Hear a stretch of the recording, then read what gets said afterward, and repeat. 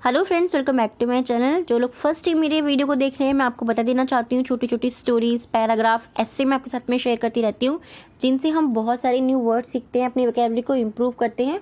साथ ही जो भी ग्रामर इसके अंदर दी जाती है, मैं कोशिश करती हूँ कि ईजी वे में आपको एक्सप्लेन कर सकूँ। ओके, सो देखिए, आज जो मैं आपके साथ में शेयर कर रही हूँ वो है हमारी स्टोरी। इसका फर्स्ट पार्ट मैं आपके साथ में ऑलरेडी शेयर कर चुकी हूँ, आप लोगों ने बहुत पसंद किया और उसी में मैंने आपसे पूछा था कि अगर आप चाहते हैं कि इस स्टोरी को कंप्लीट करें हम, तो आप मुझे कमेंट में बताइएगा। आप लोगों के बहुत सारे कमेंट्स आए, उसके लिए थैंक यू सो मच। और इसीलिए जो है आज हम इसका सेकंड पार्ट आपके साथ में शेयर कर रही हूँ। और जो लोग सिर्फ इंग्लिश सीखना चाहते हैं, उसके लिए आप यहाँ से कंटिन्यू देख सकते हैं। ज़रूरी नहीं है कि आप इसका फर्स्ट पार्ट देखो, बट अगर आप चाहते हैं कि आपको स्टोरी भी देखनी है तो आप फर्स्ट पार्ट देख सकते हैं, उसके बाद में आप सेकेंड पार्ट देख लीजिएगा। ओके, द नेक्स्ट डे यानी कि अगले दिन, वो सब जो भी कुछ हुआ था ऑलरेडी हो चुका है फर्स्ट पार्ट में जो हमने देखा था। उसके बाद द नेक्स्ट डे यानी कि अगले दिन, When I came home, ठीक है। When मीन्स जब, I came मीन्स आया, home जब मैं घर आया। मैं आपको बहुत सारे वीडियोस में बता चुकी हूँ, when का यूज़ हम अगर हमारे क्वेश्चन मार्क नहीं है सेंटेंस के एंड में, तो when का मीनिंग हो जाता है जब। जब मैं घर आया, यहाँ पे came है, कम नहीं है, तो ये पास्ट में बात हो रही, ठीक है। I came home यानी कि मैं घर आया था, ये भी बोल सकते हो आप, वो भी करेक्ट होगा। I found यानी कि मैंने पाया, found मीन्स होता है पाना, ठीक है। फाइंड मीन्स होता है पाना, और फाइंड की ही सेकंड फॉर्म होती है फाउंड। आई फाउंड यानी मैंने पाया। My wife was writing something at the table. My wife यानी कि मेरी पत्नी, वॉज मीन्स थी, राइटिंग मीन्स लिख रही, समथिंग मीन्स कुछ, एट द टेबल यानी कि आई फाउंड मैंने पाया, मेरी पत्नी कुछ लिख रही थी टेबल पर, यानी कि मेज पर मेरी पत्नी कुछ लिख रही थी। आई फाउंड माई वाइफ मेरी पत्नी, वॉज मीन्स थी, राइटिंग मीन्स लिख रही, समथिंग मीन्स कुछ, एट द टेबल यानी कि मेज पर मेरी पत्नी कुछ लिख रही थी, ऐसा उसने पाया। I was really tired and went to sleep right away. I was really, I means मैं, was means था, really means सच में, और tired means थका हुआ। Okay, I was really tired यानी कि मैं सच में थका हुआ था, and और went to sleep right away, went to यानी कि गया, to sleep सोने गया, right away, went to sleep यानी सोने गया, right away। right away का मीनिंग क्या होता है? right away ये हमारा फ्रेजल वर्ब होती है, और इसको हम बोलते हैं तुरंत, यानी कि हम जब भी कोई काम करना होता है, right away, do it right away, हम ऐसे बोलते हैं ना, do it right away यानी कि तुरंत, अभी करो, बिल्कुल अभी अभी करो। उसी तरीके से right away, I was really tired मैं सच में थका हुआ था, and went to sleep right away और मैं तुरंत ही सो गया, या मैं तुरंत सोने गया, ठीक है। at one moment, at means at one moment यानी कि एक समय पर, एक पल पर, यानी कि तुरंत उसी पल पर भी आप ऐसे बोल सकते हैं, और आप एक पल में भी बोल सकते हैं, एक पल में ही। आई वॉक अप मैं उठा, यानी कि जैसे ही वो सोने गया और तुरंत ही वो उठा, एट वन मोमेंट एक पल में ही वो उठा। I walk up, walk up means होता है उठना, ठीक है। वेकअप होता है ना, वेकअप मीन्स होता है उठना, सेम वही वेकअप की सेकंड फॉर्म। मैं आपको बहुत सारी वीडियोस में ऑलरेडी बता चुकी हुई चीज़ कि आपको अगर इंग्लिश सीखनी है, अपनी इंग्लिश को इम्प्रूव करना है, दो चीज़ें आपको सबसे ज़्यादा इंपॉर्टेंट है करनी है। फर्स्ट, आपको जितनी ज़्यादा हो सके अपनी वोकैबुलरी को इम्प्रूव करना है, एंड सेकंड, अपनी वर्ब्स को स्ट्रॉन्ग करना है। अगर आपको वर्ब आती हैं, आपकी वोकैबुलरी इंप्रूव है, तो आपको इंग्लिश सीखने से कोई नहीं रोक सकता। आई वॉक अप यानी कि मैं उठा, and she was still writing at the table. She was still यानी कि वो अभी भी, सॉरी राइटिंग के ऊपर आ गया है अभी भी, बट आप यहाँ स्टिल का मीनिंग होता है अभी भी। शी वॉज स्टिल यानी कि वह अभी भी लिख रही थी, एट द टेबल यानी कि वो टेबल पर अभी भी लिख रही थी। स्टिल के बहुत सारे मीनिंग है, अभी भी, फिर भी, बहुत सारे। द नेक्स्ट मॉर्निंग अगली सुबह, शी टोल्ड मी उसने मुझे बताया। शी मतलब वह बोलते हैं हम, बट उसने भी बोलते हैं हम शी को। ओके, तो आप कंफ्यूज मत होइएगा। टोल्ड मीन्स बताना, मी मीन्स मुझे, उसने मुझे बताया, दैट कि she was writing her divorce conditions which were the following। that कि she was writing, ये इतना सा हमारा छोटा सा सेंटेंस है, और ये हमारा क्या हो जाता है, ये हमारा पास्ट कंटिन्यूस टेंस हो जाता है। she was writing यानी कि वो लिख रही थी, her divorce condition उसकी डिवोर्स की यानी कि तलाक की शर्तें, वो उसकी तलाक की शर्तें लिख रही थी। which जो कि, were the followings जो कि ये हैं या निम्नलिखित हैं। following मीन्स होता है निम्नलिखित, ठीक है। फॉलोइंग मीन्स होता है निम्नलिखित, या फिर हम बोलते हैं ना, ये है, ये मेरी कंडीशंस है, ये मेरी चीज़ें हैं। तो यानी कि फॉलोइंग यानी कि इस तरीके से ये मेरी पूरी की पूरी एक चार्ट है। विच वर द फॉलोइंग्स, जो कि ये हैं। She didn't want any thing from me. She didn't यानी कि वो नहीं चाहती थी। शी डिडंट वॉन्ट कि वो नहीं चाहनी थी। एनी थिंग मतलब कुछ भी, फ्रॉम मी मुझसे, ठीक है। She didn't want any thing from me, वो मुझसे कुछ नहीं चाहती थी। एक एक सेंटेंस को अगर आप ध्यान से लिखेंगे ना, कि मैं आपके साथ में, मैंने आपको पहले भी बताया था कि ये स्टोरी आपके साथ में इसीलिए शेयर की है क्योंकि इसके अंदर बहुत सारे सेंटेंस ऐसे हैं जिनको आप अपनी डेली लाइफ में यूज़ कर सकते हैं, ठीक है। वो मुझसे कुछ नहीं चाहती थी। She didn't want anything from me but लेकिन needed one additional month with me. But लेकिन नीडेड मतलब आवश्यकता थी उसको 1 मंथ, एक और। एडिशनल मीन्स होता है एक और, ठीक है, कोई और चीज़ उसके अंदर जोड़ देना, ऐड कर देना। एडिशनल यानी कि ऐड करना कुछ और। एडिशनल मंथ यानी कि वो एक और एडिशनल मंथ, एक और महीना बिताना चाहती थी विद मी, मेरे साथ। Before the actual divorce, before मतलब पहले, द एक्चुअल मतलब वास्तविक, और डिवोर्स मतलब तलाक, यानी कि वो वाकई में जो सच में जो तलाक होने वाला था, जो अभी तो पेपर वर्क चल रहा था क्योंकि, बट जो एक्चुअल डिवोर्स होने वाला था उनका, जो वास्तविक उनका डिवोर्स तलाक होने वाला था, उससे पहले वो उसके साथ में 1 महीना बिताना चाहती थी। एज शी एक्सप्लेन्ड, एज मतलब जैसा, शी मीन्स उसने, एक्सप्लेन मतलब समझाया। एक्सप्लेन मीन्स क्या होता है? समझाना। मैं आपको बहुत सारी वीडियोस में बता चुकी हूँ कि एक्सप्लेन करना मतलब होता है समझाना।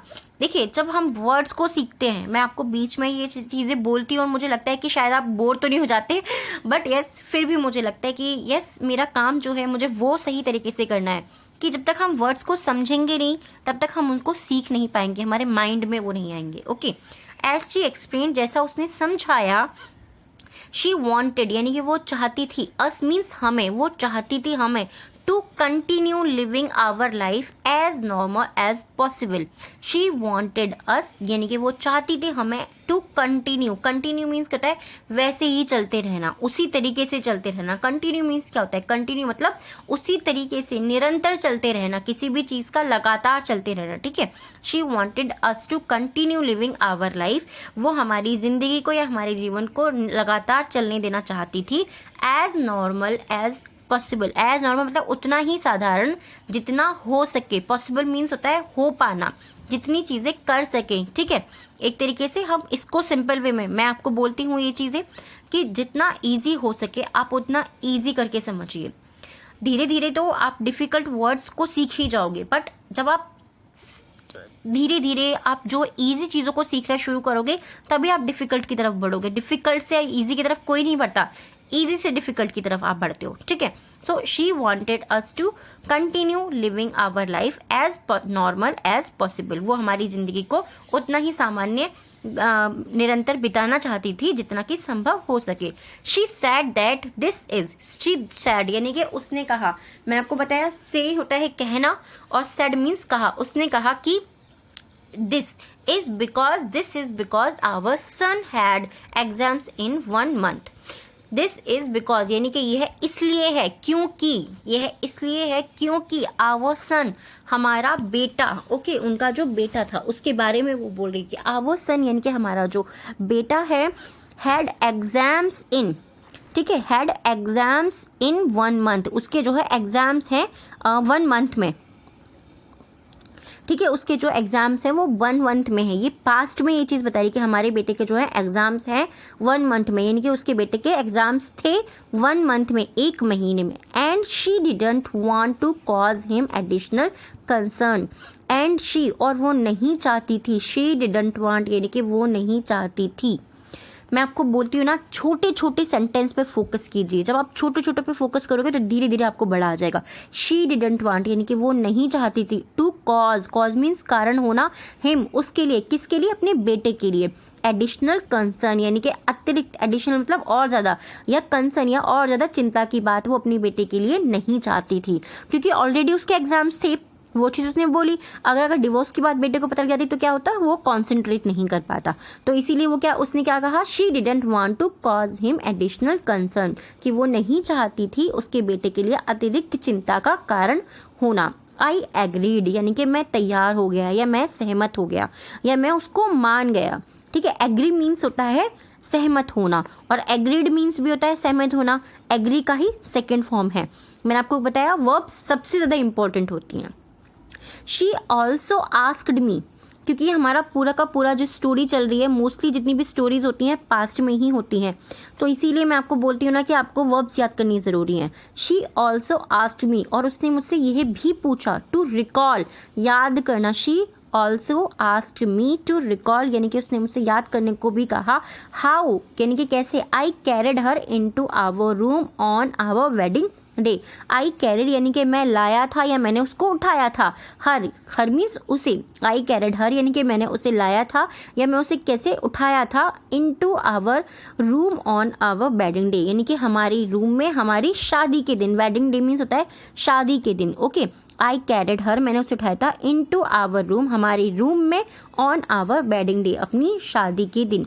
एंड, और, व्हाट्स मोर, ठीक है। एंड मीन्स और। एंड देखिए, एंड जो है हमारा ऐसा वर्ड होता है जो हमारे दो सेंटेंस को जोड़ता है। एंड व्हाट्स मोर यानी कि इससे ज़्यादा और क्या। शी आस्क्ड मी, उसने मुझसे पूछा, to do this every morning. To do, she asked me, उसने मुझसे पूछा। टू डू यानी कि डू मीन्स होता है करना, ठीक है। डू मीन्स होता है करना। To do this every morning, यह उससे मुझे हर रोज़ करने को कहा। एवरी मतलब होता है प्रत्येक, यानी कि रोज़ाना। एवरी मॉर्निंग यानी कि हर एक सुबह। सॉरी, यस सॉरी, उसने मुझसे बोला कि प्रत्येक दिन, यानी कि प्रत्येक सुबह, हर सुबह को उसने मुझसे ऐसा करने को पूछा।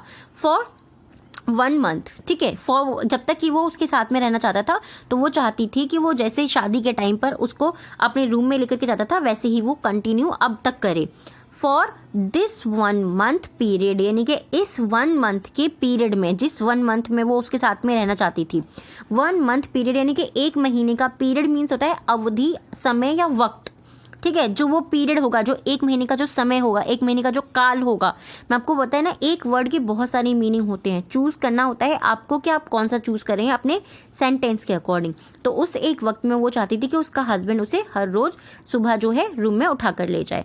आई थॉट, मैंने सोचा, मैंने ऐसा विचार किया। दिस वॉज क्रेजी, ओके, यह पागल है। दिस वॉज क्रेजी यानी कि यह पागल है। But in order to make our last days bearable I agreed. But लेकिन, इन ऑर्डर टू मेक यानी कि बनाने के क्रम में, ठीक है। मैं आपको क्या बोलती हूँ हर वीडियो के अंदर, एक एक वर्ड को जैसे जैसे आप जोड़ते जाएंगे सेंटेंस के अंदर, उसका मीनिंग चेंज होता जाएगा। बट इन ऑर्डर यानी के क्रम में, but in order to make यानी कि बनाने के क्रम में, our last days bearable. Our last days यानी कि हमारे अंतिम दिन, जो हमारे मतलब साथ के जो अंतिम दिन के, उनको सहने योग्य, यानी कि वो आराम से उनमें रह सके, उसको बनाने के लिए आई अग्रीड, मैं तैयार हो गया या मैं सहमत हो गया, ठीक है। दोनों ही चीज़ें मैंने आपको बोला है कि आप जो भी चाहें आप उस तरीके से उसको बोल सकते हैं। चूज़ आपको करना है कि आप वर्ड्स कैसे लेना चाहते हैं। आपको इजी वर्ड्स लेने, आप इजी लीजिए। आपको डिफ़िकल्ट वर्ड्स लेने, आप डिफ़िकल्ट लीजिए। आई होप आपको इस स्टोरी पसंद आ रही होगी। इसका एक और पार्ट है, और येस अगर आप चाहते हैं कि मैं इसका 3rd पार्ट भी आपके साथ में शेयर करूँ, तो आप प्लीज़ मुझे कमेंट करके ज़रूर बताइएगा। और येस, जो लोग फर्स्ट टाइम मेरी वीडियो को देख रहे हैं, तो मैं आपको बता देना चाहती हूँ कि आप 3 वर्ड्स मैं आपको दूंगी, इनसे आपको सेंटेंस बनाने हैं और उनको कमेंट बॉक्स में लिखना है। ये जो सेंटेंस है आप पास्ट में, प्रेजेंट में, फ्यूचर में किसी में भी बना सकते हैं और बना करके आप लिख सकते हैं। सो फर्स्ट जो वर्ड है हमारा आज है वो है फॉलोइंग। फॉलोइंग मीन्स होता है निम्नलिखित, ठीक है। सेकेंड है एक्चुअल यानी कि वास्तविक, यानी कि असल, जो हम बोलते हैं ना कि बिल्कुल असली में कोई चीज़, यानी कि एक्चुअल। एंड थर्ड है कंसर्न। कंसर्न मीन्स होता है चिंता, ठीक है। कंसर्न मीन्स होता है चिंता। अब जो लोग डिक्टेशन लिखना चाहते हैं आप डिक्टेशन लिख सकते हैं। आप कमेंट बॉक्स को ओपन कर लीजिए। फर्स्ट वर्ड है डिक्टेशन का tired, tired, okay. First word है डिक्टेशन का आज का टायर्ड। सेकेंड है examination, examination, examination, okay. Second है एग्जामिनेशन। एंड थर्ड है thought, thought. First tired, examination and thought. और येस, प्लीज़ आप मुझे कमेंट करके ज़रूर बताइएगा अगर आप इस स्टोरी को कंटिन्यू करना चाहते हैं। अदरवाइज़ मैं अब इसको रहने दूंगी क्योंकि बहुत लंबा ये टॉपिक हो जाएगा। और बट अगर आपको पसंद आता है तो आप प्लीज़ मुझे कमेंट में ज़रूर बताइएगा, तभी मैं इसको कंटिन्यू करूँगी। और वीडियो कैसा लगा है वो भी कमेंट करके ज़रूर बताइएगा। अगर आपको पसंद आए तो प्लीज़ वीडियो को लाइक ज़रूर कर दीजिएगा, चैनल को सब्सक्राइब कर लीजिएगा।